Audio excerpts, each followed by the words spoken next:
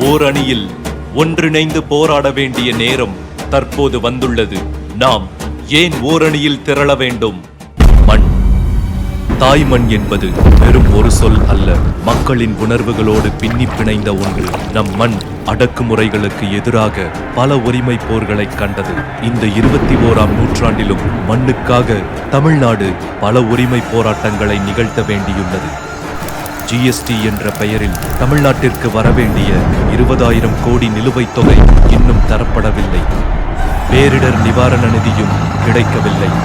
புதிய கல்விக் கொள்கையை ஏற்காததால் கல்வி நிதி 2152 கோடி இன்னும் வந்து சேரவில்லை.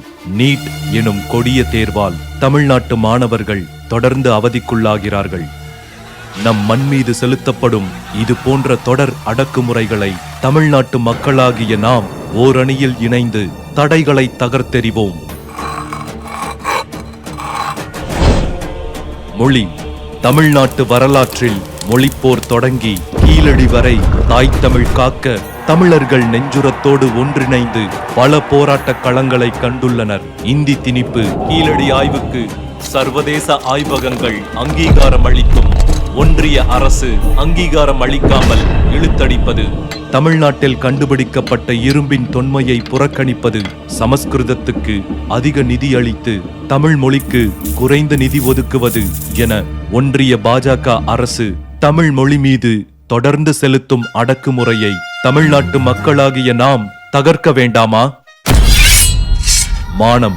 வீரத்துக்கு பெயர் பெற்ற நம் தமிழர்களின் மானம் அடிமை கூட்டத்தாலும் அவர்களின் எசமானர்களாலும் சிதைக்கப்பட்டு வருகிறது. தமிழர் அடையாளமான திருவள்ளுவருக்கு தொடர்ந்து காவி சாயம் பூசி இழிவு செய்யப்பட்டு வருகிறார். மாநில சுயாட்சி கூட்டாட்சிக்கு விரோதமாக ஆளுநரை வைத்து தமிழ்நாட்டிற்கு எதிராக அற்ப அரசியல் செய்யப்படுகிறது. தமிழர்களை நாகரிகமற்றவர்களென நாடாளுமன்றத்திற்குள்ளேயே ஒரு ஒன்றிய அமைச்சர் பேசுகிறார். இது போன்ற தொடர் தாக்குதல்களால் தமிழ்நாட்டு மக்களின் மானமும் சுயமரியாதையும் சீண்டி பார்க்கப்படுகிறது. சுயமரியாதை மிக்க தமிழ்நாட்டு மக்களை சில சதிகார கூட்டம் தொடர்ந்து அவமதிக்கும் போக்கை இனியும் ஏற்க முடியாது. நம் தமிழ்நாட்டின் அனைத்து குடும்பங்களும் ஒரு குடையின் கீழ் ஒன்றாய் நம் மண், மொழி, மானம் காக்க ஓரணியில் தமிழ்நாடு என இணைந்து தமிழ்நாட்டின் உரிமை போராட்டங்களை உறுதியுடன் முன்னெடுப்போம். ஓரணியில் தமிழ்நாடு என இணைவோம். பகை கூட்டத்தை வெல்வோம்.